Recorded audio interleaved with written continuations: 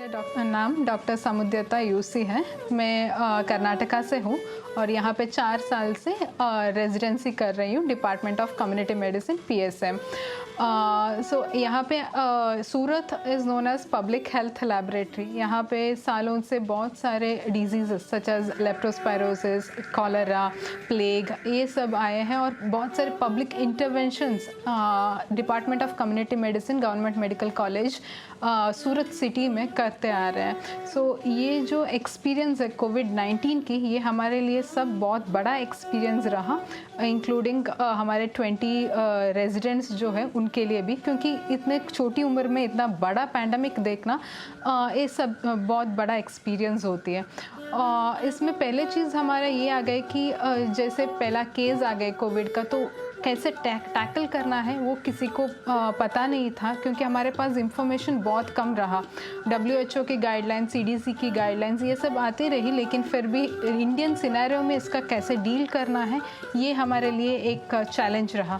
सो पहले हमें ये बनाना पड़ा कि हॉस्पिटल में जो केसेस आ रहे हैं उसको कैसे डील करना है, और हमारे तो फील्ड वर्क होती है, तो ये हॉस्पिटल केसेस जो आ रहे हैं उसका कॉन्टैक्ट ट्रेसिंग फील्ड में कैसे करना है, ये भी हमें प्रैक्टिकली नए गाइडलाइंस बनाना पड़ा, सूरत स्पेसिफिक गाइडलाइंस बनाना पड़ा और फील्ड में उसका इम्प्लीमेंटेशन करना पड़ा। तो पहले चीज़ हमारा ये रहा कि लाइक यहाँ की जो स्टाफ है उनको अच्छे से हमें ट्रेन करना पड़ा कि खुद को कैसे इन्फेक्शन ना लगे। उसके जस्ट प्रीवियस ईयर हमारे पास यहाँ पे स्वाइन फ्लू की केसेस आते थे, सीजनल इन्फ्लुएंजा के केसेस आते थे, जो भी लाइक जो कोविड जैसे ही इन्फेक्शंस हैं विथ लेस सिवियरिटी। तो उसमें भी हमें एयरबॉर्न इन्फेक्शन का प्रिवेंशन कंट्रोल मेजर्स जो हमें लेना था, ये हमें स्टाफ को ट्रेन करना होता था इसमें। सो हम नर्सिंग स्टाफ का ट्रेनिंग ऑलरेडी एक बार सीजनल इन्फ्लुएंजा के लिए कर चुके थे, लेकिन जब कोविड आई हमें इसको ज़्यादा इंटेंसिटी में करना पड़ा और फील्ड वार्ड्स में भी जाके उनको ट्रेन करना पड़ा।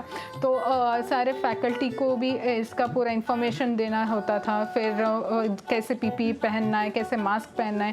ड्यूटी के बाद जब आप वापस आपके घर जाएंगे या जब आप क्वारंटाइन होकर रहेंगे तो वहाँ पे क्या क्या प्रिकॉशंस आपको लेना है, ये सब हम लोग उनको बताते थे। तो फर्स्ट स्टेप वो रहा। साथ साथ में हमने ये किया कि जो भी पेशेंट्स यहाँ पे एडमिट होते थे सिविल हॉस्पिटल में, तो उनका सारे डिटेल्स लेते थे और उनको कम्युनिटी में जाके उनका कॉन्टैक्ट ट्रेसिंग करते थे। तो वहाँ पे जाके उनको कहाँ से ये इन्फेक्शन आया होगा, हॉटस्पॉट्स क्या था, सुपर स्प्रेडर्स कौन थे। फॉर एग्जांपल जैसे फर्स्ट वेव था तो उसमें हमारे पेशेंट्स के साथ जब इंटरेक्शन हुआ तो हमें पता पड़ा कि वेजिटेबल मार्केट से केसेस आने लगा है, वहाँ पे सोर्स ऑफ इन्फेक्शन है। तो तब तक वो रिकग्नाइज्ड ही नहीं था कि वेजिटेबल मार्केट से केसेस आ रहे हैं। सो जैसे ये इन्फॉर्मेशन हमें मिला तो हम कमिश्नर सर और हेल्थ टीम SMC को बताए कि वहाँ पे हमें मास टेस्टिंग करना पड़ेगा। तो तब जाके जब मास टेस्टिंग हुआ तो पता पड़ा कि वहाँ पे सुपर स्प्रेडर्स हुए हैं और वो वहाँ से बहुत सारे लोगों को इन्फेक्शन फैल रहा है। सो ऐसा सुपर स्प्रेडर का आइडेंटिफिकेशन जो हमने किया उससे बहुत असर पड़ा और केसेस का कंट्रोल लेने में ये हेल्प हुई। साथ में ये हुआ कि कॉन्टैक्ट ट्रेसिंग जब हम करते आते थे तो कंटेनमेंट भी करना पड़ता है, तो बड़ा बड़ा एरियाज कंटेनमेंट करना पड़ा, तो ये थोड़ा मुश्किल रहा। सो हमने वो स्ट्रैटेजी बदल के छोटे एरियाज़ में कंटेनमेंट शुरू की, लेकिन फिर भी वहाँ पे कंटेनमेंट हर रोज़ हो रहा है या नहीं, लोगों को क्या क्या परेशानी हो रहा है, कैसे उन तक ये उनका जो बेसिक फैसिलिटीज़ चाहिए वो क्या क्या होता है और कैसे उसको पहुँचा सकते हैं, ये हमें SMC को बताना पड़ा और उसके हिसाब से उन्होंने एक्शंस भी लिए। लेकिन हो जाते जाते थोड़ा केसेस कम हो गए और लोगों का मेंटालिटी भी चेंज हो गई और उनका जितना प्रिकॉशंस वो पहले लेते थे वो भी उसमें भी थोड़ा डाउनफॉल दिखने लगा। तो हमें हमारा ये उद्देश्य था कि people should become responsible, they should take up their own responsibilities and they should take up responsibility of their health. तो इसके लिए हमने ये डिज़ाइन किया है आस्क ए मास्क कैंपेन, और उसमें ये मेन इंटेंशन ये था कि अगर कोई मास्क नहीं पहन रहा है तो एक दूसरे को बोलने तक हिम्मत तो होनी चाहिए कि आप मास्क पहन लीजिए, और एक दूसरे को एंकरेज करने का और मोटिवेट करने का, मास्क पहनने की मोटिवेशन देने का हिम्मत हर एक जन में होना चाहिए, तभी जाके ये सोशल रिस्पॉन्सिबिलिटी बन जाएगा। तो इसके लिए हमने ये कैंपेन बनाए थे, आस्क ए मास्क कैंपेन, और हमने स्टोरी लाइन्स, टैग लाइन्स भी बनाए और वो SMC द्वारा वो भी इम्प्लीमेंट हो गए। और वैक्सीनेशन जब आए तो बहुत हेसिटेंसी भी रहा, स्पेसिफिक कम्युनिटीज़ में हेसिटेंसी रहा, even elderly, even health care workers में हेसिटेंसी रहा कि वैक्सीन कैसे लेना है, वो लेना है या नहीं लेना है, लेंगे तो क्या होगा, कोमॉर्बिडिटीज़ है तो ले सकते हैं या नहीं।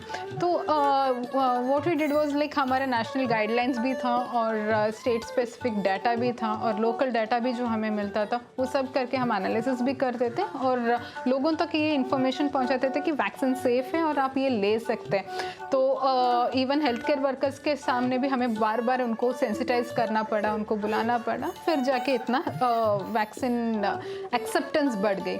तो स्पेसिफिक कम्युनिटीज़ में भी हमने ये काम किया कि वहाँ जाके वहाँ के कम्युनिटी लीडर्स जो है उनके साथ भी बात हुई, तो वो वैक्सीन एक्सेप्टेंस बढ़ गए।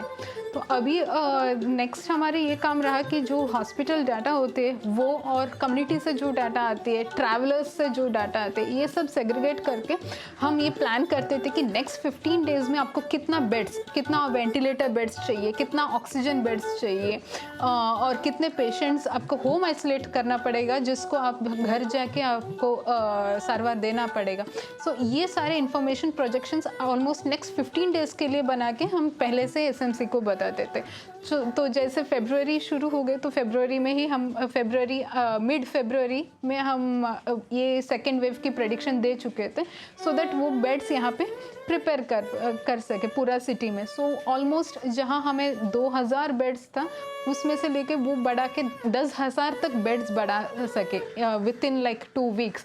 और ऑक्सीजन का रिक्वायरमेंट, ऑक्सीजन ऑडिट, तो ये भी हमने इस डिपार्टमेंट से किए हैं कि हर एक हॉस्पिटल में जाके वहाँ पे ऑक्सीजन कितना रिक्वायरमेंट है और वहाँ के ऑडिट करके कहाँ कहाँ लीकेजेस है, क्या बेस्ट प्रैक्टिसेस है उनका ऑक्सीजन सेविंग के लिए और क्या कर सकते हैं ऑक्सीजन सेव करने के लिए, ये सारे चीज़ हमारे टीम्स यहाँ से किए हैं।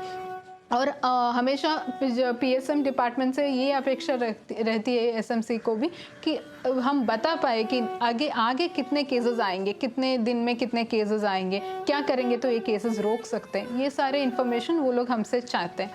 सो हमारे कोर कमेटी मीटिंग्स में भी यही बात होती है, तो we give them a plan कि फॉर एग्जांपल अभी थर्ड वेव की जब बात होती है तो ट्रैवलर्स के बारे में हमने पूरा प्रोजेक्शन बनाया है कि कितने ट्रैवलर्स वो कहाँ से आएंगे, तो कितने पॉजिटिविटी लेकर आएंगे तो सिटी के अंदर कितने केसेस बढ़ जाएगा, और सिटी के केसेस अगर बढ़ जाएंगे तो कितने दिन में पीक आ सकती है, और जब पीक आएगा तो कितने डेथ्स हो सकती है, कितने हॉस्पिटलाइजेशन हो सकते हैं, ये सारे डिटेल्स हम प्रोजेक्ट करके उनको दिए हैं।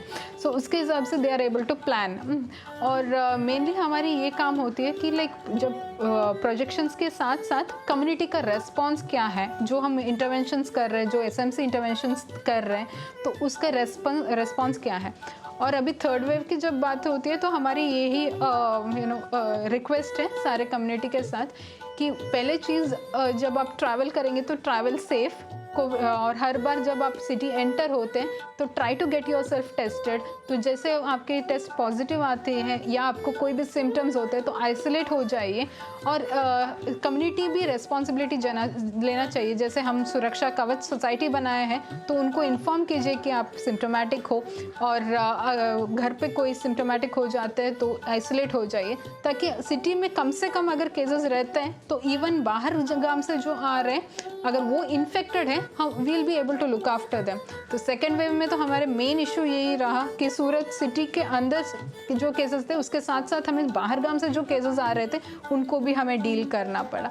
सो मेन सोसाइटी रिस्पॉन्सिबिलिटी जो है वो अभी लेना शुरू करना चाहिए। मास्क कॉम्प्लायंस 90% के ऊपर है तो ही हम थर्ड वेव से बच पाएंगे। ऐसे जो ट्रैवलर्स हैं उनका मैक्सिमम टेस्टिंग हो जाए तो ही हम थर्ड वेव से बच पाएंगे। और अगर थर्ड वेव आ जाती है उसके लिए एक ही रास्ता हमारे पास बचा है कि लाइक वैक्सीन अच्छे से ले लेना है, मास कॉम्प्लायंस बढ़ाना है। इसके बिना तो थर्ड वेव हम रोक नहीं पाएंगे।